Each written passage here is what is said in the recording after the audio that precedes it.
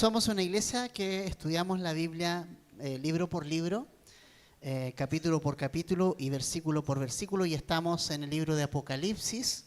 Y hoy día nos corresponde terminar el capítulo 3. Hoy día nos corresponde la última carta de Jesús a la última iglesia del Asia. Es una carta muy especial. Y al avanzar en estas 7 cartas, familia, confirmamos algo que es importante, y es que Jesús conoce a la perfección a su iglesia y conoce a la perfección nuestros corazones. A cada uno de nosotros, Jesús nos conoce muy, muy bien. Tiene delante de sus ojos todos nuestros aciertos y nuestros desaciertos. Y una de las cosas que hemos visto en Jesús en estas cartas es que para Jesús no le es indiferente nuestra vida. Todos nosotros como sus hijos, Jesús nos tiene observados, no para condenarnos, sino para que podamos tener un diagnóstico certero, preciso de nuestro estado espiritual, para que Él pueda llegar a darnos la medicina que corresponde. Entonces este no es un Dios que nos está observando, ni Jesús nos está observando simplemente a ver qué hacemos mal para que nos pueda castigar. Es la imagen que muchas veces tenemos de Jesús. Y Jesús lo que está haciendo en amor es ofrecernos un diagnóstico. Alguien que nos ama, una persona que nos ama va y ve un problema de salud en nosotros, nos va a llevar al médico, ¿sí? ¿Cierto? Aunque a veces, por ejemplo, mi madre cuando enfermó no quería ir al médico. Y al final, yo me acuerdo, me puse firme, dije yo. O vas o vas. Porque veíamos que estaba perdiendo sangre internamente. Obviamente eso era amor. No lo hice porque yo la odiaba. Quería saber qué tenía. Entonces, obviamente espiritualmente también nosotros es lo mismo. Jesús tiene un diagnóstico para nosotros. Él es el médico que espiritualmente puede nosotros observar internamente y puede darnos un diagnóstico preciso espiritualmente para darnos la medicina necesaria que nosotros necesitamos. Y en virtud de eso, ha escogido estas 7 iglesias que representan, cada una de ellas, nuestra vida puede ser, o nuestra iglesia puede ser. Puede que cada uno de nosotros haya tenido de todas algo, o puede ser que estemos más enfocadas en una. Como sea, Jesús siempre nos llama, familia, a tener comunión con Él. Y eso es lo más hermoso. Vamos a leer entonces estos últimos versículos del capítulo 3, versos del 14 al 22, la carta de Jesús a la Odisea, la iglesia de la Odisea. Dice el verso 14, escribe al ángel de la iglesia en la Odisea, el amén, el testigo fiel y verdadero, el principio de la creación de Dios, dice esto: yo conozco tus obras, que ni eres frío ni caliente. Ojalá fueras frío o caliente. Así, puesto que eres tibio y no frío ni caliente, te vomitaré de mi boca. Porque dices, soy rico, me he enriquecido y de nada tengo necesidad. Y no sabes que eres un miserable y digno de lástima, y pobre y ciego y desnudo. Te aconsejo que de mí compres oro refinado por fuego para que te hagas rico, y vestiduras blancas para que te vistas, y no se manifieste la vergüenza de tu desnudez, y colirio para ungir tus ojos y puedas ver. Yo reprendo y disciplino a todos los que amo. Sé pues celoso y arrepiéntete. Yo estoy a la puerta y llamo. Si alguien oye mi voz y abre la puerta, entraré a él y cenaré con él y él conmigo. Al vencedor le concederé sentarse conmigo en mi trono, como yo también vencí y me senté con mi Padre en su trono. El que tiene oído, oiga lo que el Espíritu dice a las iglesias. Entonces, Padre Celestial, venimos a ti, porque tú eres el Maestro. Nosotros simplemente somos tus discípulos. Y reconocemos que necesitamos del Espíritu Santo que nos guíe en este proceso de estudiar la Biblia. Reconocemos que no es un libro como cualquier otro. Es un libro que tú escribiste. Y por lo tanto necesitamos esa revelación del Espíritu Santo a nuestra vida. Y Señor, si somos esta iglesia, si somos la Odisea, habla nuestra vida y tú tienes el remedio, tú tienes el tratamiento.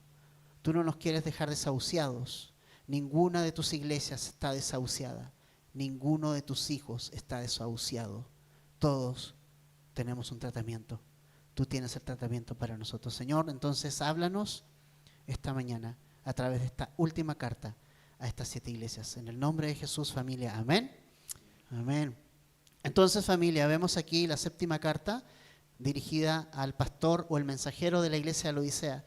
Recuerden que cuando escribe al ángel, la palabra ángel se refiere al mensajero. La palabra ángel en el griego es mensajero. Entonces, no es que cada iglesia tenga un ángel, sino que hay un pastor, hay un mensajero en cada una de estas iglesias. Tampoco significa que los pastores seamos ángeles. Por favor, no. ya se habrán dado cuenta que no, ¿no? Entonces, es el mensajero, es el pastor de la iglesia, quien tiene a su vez que pasar esta carta a la iglesia, en este caso la Odisea.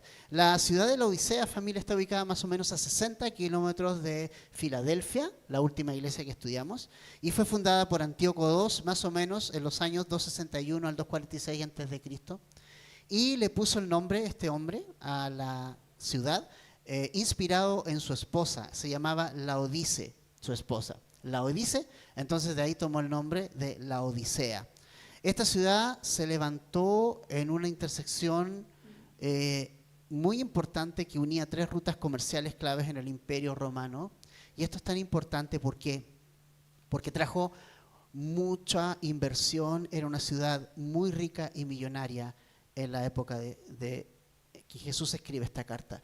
Podríamos decir a nuestros días, era la ciudad Beverly Hills del Asia Menor. Era donde estaban todos los ricos, famosos y millonarios del mundo, iban ahí, estaban ahí. Era una ciudad muy rica y por lo tanto la hacía muy orgullosa y muy autosuficiente. Y no sé si te has dado cuenta, pero lo triste que ha pasado con todas las iglesias, excepto Filadelfia, siempre la ciudad influye en la iglesia, en lugar de la iglesia influir en la ciudad. Ese es un gran mal que nosotros estamos viendo. Y es muy importante eso, porque lo vemos en nuestros días. O sea, muchas veces nosotros como cristianos nos dejamos influenciar por este mundo, por cómo este mundo ve las cosas. Me dejo influenciar por la gente de mi trabajo, me dejo influenciar por mi alrededor, por mis amistades, por personas y por la ciudad. Y entonces, en lugar que Jesús me ha dicho a mí que yo tengo que ser luz en el mundo, que es lo contrario. Yo debería llevar la luz, yo debería alumbrar en este mundo y no este mundo a mí. Es el mundo en que está en oscuridad y necesita la luz de Jesús y no al revés. Pero es interesante que pasen estas cosas. Otra cosa importante, además de su poder económico, esta ciudad gozaba de un gran prestigio por su industria textil. Es decir, esta ciudad era conocida por su lino fino que fabricaba y alfombras que usaba lana negra, suave y brillante, la mejor estaba ahí en esta ciudad. Y tenía una escuela de medicina, pero específicamente allí estaban los especialistas de lo que es la oftalmología. Esta ciudad, de allí de esta ciudad, era conocida por la producción de ungüentos para la vista como el colirio. El colirio era famoso allí, era una ciudad que fabricaba el colirio para personas con problemas de vista. Entonces algunas personas que tenían problemas de vista gastaban todos sus ahorros, si querían mejorar, e iban a esta ciudad en busca de sanidad para sus ojos. Entonces iban a comprar este colirio, era exportado este colirio, pero allí también había oftalmología. Entonces, interesante, ¿no? Contraproducente que una iglesia que esté ciega en medio de la ciudad haya una escuela que supuestamente deja ver a las personas. Entonces, importante eso. Entonces, ahora, tenía un punto en contra esta ciudad. Como toda ciudad tiene sus cosas buenas y malas. ¿Cuál era el punto en contra? No tenía fuentes de agua. Entonces, como no tenía fuentes de agua, ellos hicieron un acueducto de más o menos 10 kilómetros y se metían por el desierto y llegaban hasta fuentes de agua. El gran problema es que esas fuentes de agua provenían de termas. O sea, imagínate traer por una tubería de 10 kilómetros aguas termales para la sed. Obviamente, cuando tú tomabas esa agua, estaba tibia, ¿no? Entonces, interesante cómo Jesús juega con todas esas cosas para hablarle algo a esta ciudad. Entonces, ¿qué características de Jesús enfatiza a esta iglesia? Si se han dado cuenta, cada característica que Jesús enfatiza de sí mismo es una característica que esta iglesia necesita conocer y que está fallando. Él se presenta como tres cosas. Primero, el amén, el testigo fiel y verdadero, y el principio de la creación de Dios. Tres cosas importantes. Cuando dice el amén, significa que es alguien que no varía, que se mantiene y que no hay cambios en él. O sea, Jesús es confiable, 100%, no se mueve. Es el amén. Cuando uno dice amén, está diciendo así es y no hay otra manera de que sea. Eso es amén, por si no sabían. Se toma como confirmación y como casi una cosa religiosa, ¿no? Amén, amén, amén para todo. Pero amén es eso, es algo que está confirmado, algo que está allí, firme, estable. Entonces, el testigo fiel y verdadero también nos muestra que Jesús es leal y es fiel a nosotros. Y qué importante que le recuerda esto a esta iglesia, porque esta iglesia no ha sido fiel. Entonces, qué tremendo es eso, porque me recuerda lo que 2 Timoteo dice en 2 Timoteo 2:13. 2 Timoteo 2:13 dice que si nosotros somos infieles, ¿cómo va a ser Dios? ¿Cómo es Jesús? Él permanece ¿cómo? Fiel, ¿verdad? Qué tremendo esto. O sea, a pesar de que la iglesia de la Odisea, y vamos a ver sus problemas, es infiel, absolutamente infiel. Jesús no los ha abandonado aún. No los ha desechado aún. Todavía hay oportunidades para ellos.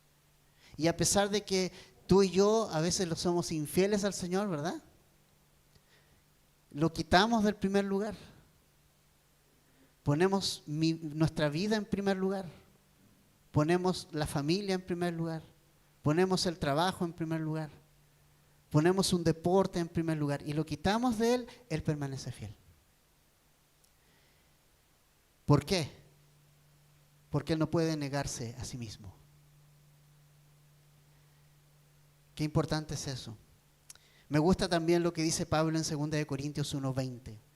Dice 2 Corintios 1:20, pues tantas cosas como sean las promesas de Dios, en Él todas son sí. Por eso también por medio de Él es nuestro amén, para la gloria de Dios por medio de nosotros. Las promesas de Dios son firmes, son estables. Contradice lo que la iglesia de la Odisea era. No estaba siendo una iglesia fiel y verdadera. Pero Jesús sí es fiel y verdadero. Familia, todas las iglesias van a tener algún problema. Lo hemos visto. Sin embargo, hay uno que nunca va a tener ningún problema. Jesús. Jesús no tiene ningún problema. Jesús es fiel, es verdadero, es leal, va a todas contigo y no te deja. Tus amigos de la iglesia de repente te pueden ignorar, puede que ni oren por ti, pero ahí está Jesús, intercediendo por ti. Tú estás en su lista de oración. Intercede día y noche por nosotros, sus hijos. Él es fiel y no te deja.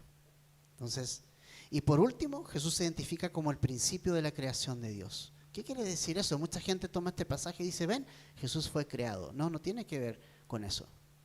La palabra en el griego, el principio de la creación, es una palabra que es un título de autoridad suprema, no que sea el primero, no que haya sido creado en primer lugar. Él no es creado, Jesús no fue creado. En Juan 1:1 leemos que en el principio era el verbo, y el verbo estaba con Dios, y el verbo era Dios. Y Dios no puede ser creado, Él es creador. Es más, Juan sigue diciendo que todas las cosas por Él fueron hechas, y sin Él nada de lo que ha sido hecho o fue hecho, ¿no? Entonces, ese principio de la creación quiere decir que es la eminencia, el eminente en la creación, el primero y el último. Cristo no es parte de la creación, Él es su fuente, Él es el origen. como dice Pablo en Colosenses 1:16, dice que todo lo que existe, visible o invisible, principados, potestades, todas esas cosas fueron diseñadas por Él y para Él. Entonces no puede ser alguien creado. Sin su presencia el universo no tendría sentido. Por eso, si alguien no tiene una relación con Jesús, es inmensamente pobre, aunque pueda tener todo en la vida. Ahora, vamos al centro de la carta. Elogios. No hay elogios. Wow. O sea, la semana pasada vimos una iglesia que no tenía ningún problema. No tenía reproche. Hoy vemos una que no tiene elogio. Jesús no tiene nada que elogiar de esta iglesia. Y qué triste es que Jesús nos vea a la luz de sus ojos y no encuentre nada que elogiar. Hasta todas las que hemos pasado han tenido algo que elogiar. Al menos un grupo de personas que se han apartado, ¿se acuerdan? Al menos un grupo de personas que no han caído en la media, estos pequeños remanentes que han habido en algunas de las iglesias, ¿no? Hay un grupo allí, tanto me acuerdo de alguna de Pérgamo, qué sé yo. Hay un grupo de personas que se ha mantenido afuera. En Sardis, hay unos pocos en Sardis que no habían manchado sus vestiduras. Pero aquí, ni uno se salva. No hay ninguna persona en toda esta iglesia que camine diferente. No hay remanente, ni siquiera remanente en esta congregación. ¿Cuál es el reproche entonces? Versos 15 y 16. Yo conozco tus obras, que ni eres frío ni caliente. Ojalá fueras frío o caliente. Así, puesto que eres tibio y no frío ni caliente, te vomitaré de mi boca. Entonces, Jesús, que conoce todo, tiene un diagnóstico certero de esta iglesia, un diagnóstico muy especial. Y en este diagnóstico, lamentablemente, están todas las piezas. Muchas gracias, hermano. Gracias, te pasaste.